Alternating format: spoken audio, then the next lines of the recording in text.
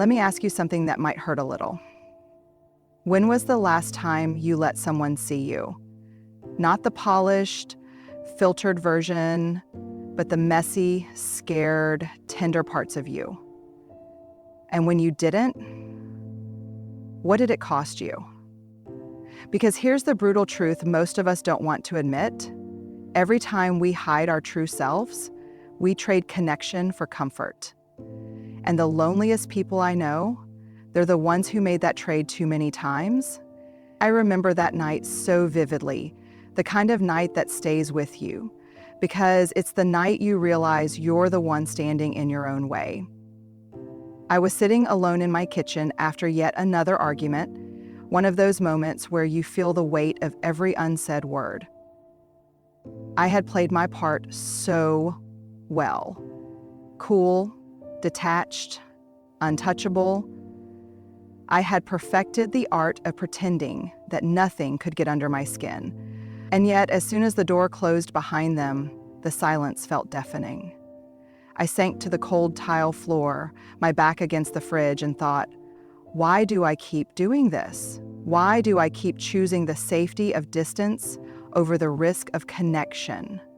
It's because that armor, the sarcasm, the jokes, the deflection, the I'm fine, really, it works. For a while, it keeps the rejection at bay. It keeps the heartbreaks a little further out of reach. But what I didn't realize was that the same armor that kept out the bad stuff, the criticism, the disappointment, the shame, was also keeping out the good, the comfort, the intimacy, the love. I was safe, sure, but I was so incredibly lonely. The tricky thing is, the world teaches us to wear this armor. We're taught that vulnerability is weakness, that emotions make us messy, that strength means handling everything on our own. So we build up walls so high and so thick that eventually we forget how to let anyone in. And when we do feel that ache of loneliness, we convince ourselves it's better to feel lonely behind armor than to feel exposed without it. But psychology tells a different story. Researchers have found that emotional connection is as vital to our well-being as food and water. When we deny ourselves the chance to be truly seen, we starve our soul. We think we're protecting ourselves from hurt, but we're actually cutting ourselves off from what gives life meaning, belonging. I sat on that kitchen floor that night and realized something that broke me open. The armor was never keeping me safe. It was keeping me isolated. And the cost of that isolation? It was connection, joy, and the kind of love that only shows up when we're brave enough to say, this is me. I'm scared. I'm flawed. And I'm worthy anyway. And I'll tell you what I wish someone had told me sooner.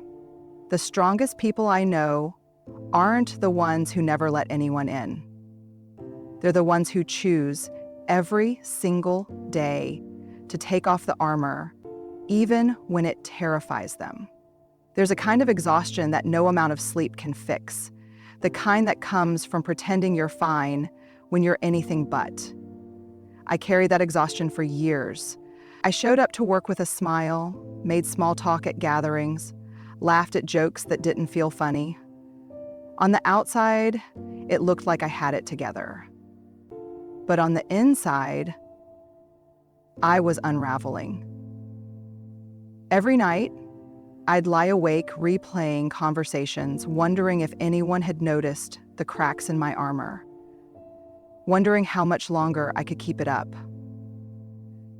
The day I finally admitted I wasn't okay didn't come with a dramatic breakdown or some huge life event. But the day I finally admitted I wasn't okay didn't come with a dramatic breakdown or some huge life event. It came quietly. I was sitting across from a friend at a coffee shop, and she asked, "How are you, really?" And for some reason, maybe because I was too tired to lie, maybe because she asked in that soft, kind way that makes it hard to hide, I just exhaled. The truth came out in a whisper. I'm not okay. It was terrifying. I expected her to look uncomfortable, to change the subject, to back away like I was too much. But she didn't. She stayed right there. Her eyes didn't flinch. She just said, "Thank you for telling me." And in that moment, I felt something I hadn't felt in a long time: relief. Psychologists call this moment disarming the false self, the point when we stop performing and start being real. We think that admitting we're struggling will make people see us as weak, but research shows the opposite. When we share our struggles, it builds trust. It invites empathy. It makes space for deeper connection. Because here's the truth most of us are desperate to hear: we don't have to be perfect to be worthy of love. That day, I learned something that changed how I show up in my relationships. Vulnerability isn't a burden to the people who love us. It's a bridge. And while it might feel like we're risking rejection when we open up, what we're really risking is being fully known and fully accepted. It's scary, but I promise you, the weight that lifts when you stop pretending, it's lighter than the heaviest mask you've been carrying. There's a wound that hurts deeper than most. It's the pain of being vulnerable with someone and having that tenderness used against you. I remember the exact moment it happened to me.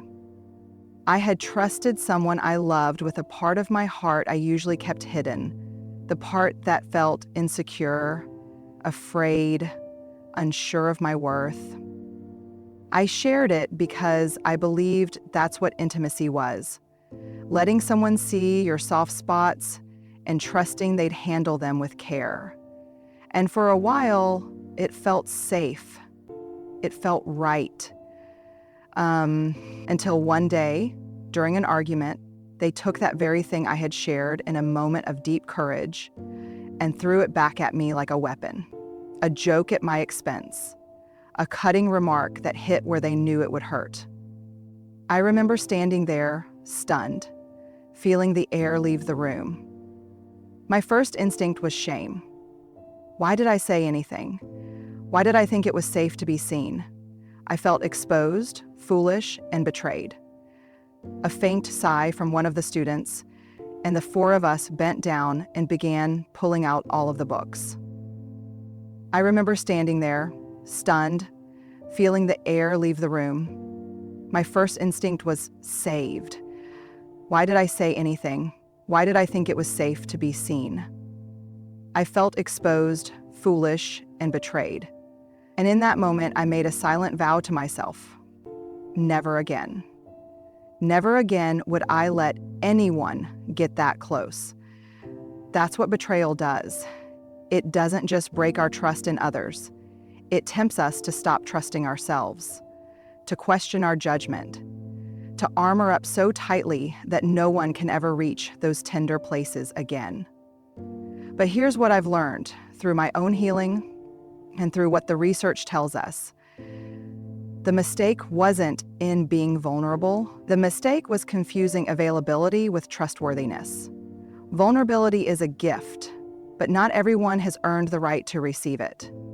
Psychologist John Gottman talks about the concept of emotional safety, that trust is built in small moments through consistent care, reliability, and respect. It's not just about who we open up to. It's about when and why we choose to. Being vulnerable isn't about spilling our hearts to anyone who'll listen. It's about choosing those who show us over time that they can hold what we give them with gentleness. And here's the part I had to fight to believe again. Just because one person betrayed my vulnerability doesn't mean the world isn't full of people who would honor it.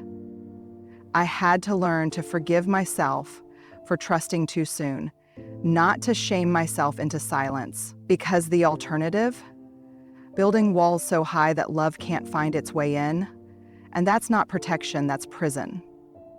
So if you've been there, if your openness was met with betrayal, let that pain teach you, not harden you.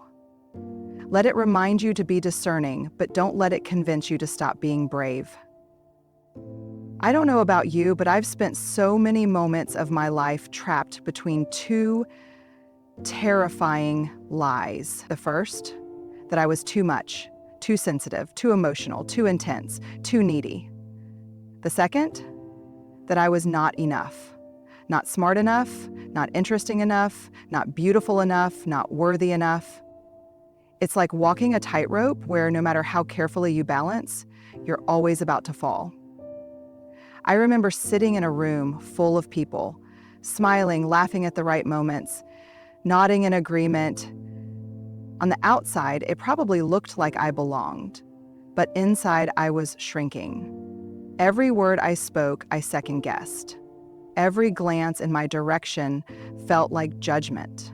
I thought if they really knew me, the real me, they'd think I'm too much or not enough. So I better stay small. I better stay quiet. And here's the cruel part of this kind of fear.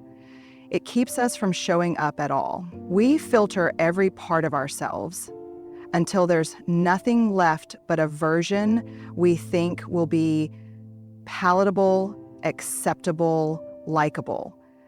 And in doing that, we rob ourselves and the people around us of the chance for real connection. What I didn't understand back then, but what I know now, is that these fears are rooted in something so human, our deep biological need to belong.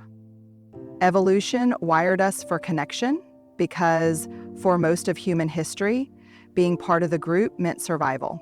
And so our brains are hyper attuned to rejection. We scan for it, we anticipate it, we try to avoid it at all costs. But belonging, true belonging, doesn't come from fitting in. It doesn't come from making ourselves smaller or quieter or less us. It comes from showing up as we are and letting the right people find us. The people who think you're too much, they're not your people. The people who make you feel like you're not enough, they're not your people either.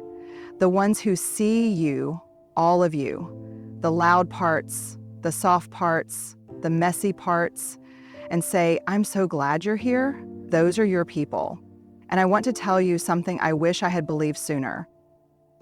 You don't have to twist yourself into shapes to be loved. You don't have to shrink to fit. You don't have to prove you're worthy of belonging.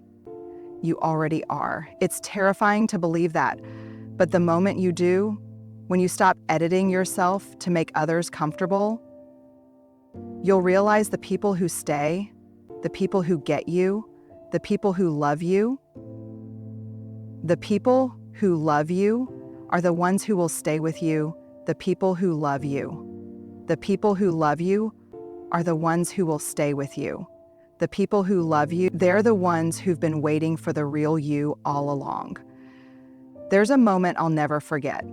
A moment that felt small on the outside, but inside it was a quiet revolution. I was sitting across from someone I cared about deeply, and for the first time, I didn't try to impress them. I didn't try to sound smarter or funnier or stronger. I didn't soften my truth to make it easier for them to hear. I just took a breath, felt the fear rise up in my throat, and said the scariest, bravest words I could find. This is me. No performance, no pretense, just me in all my flawed, messy, beautiful humanity. And you know what happened? The world didn't end. I wasn't laughed at or rejected. In fact, it was the opposite. That moment became the start of one of the most honest, tender connections I've ever known. Because when we say, this is me, when we choose to show up as we are instead of who we think we're supposed to be, we create space for real connection.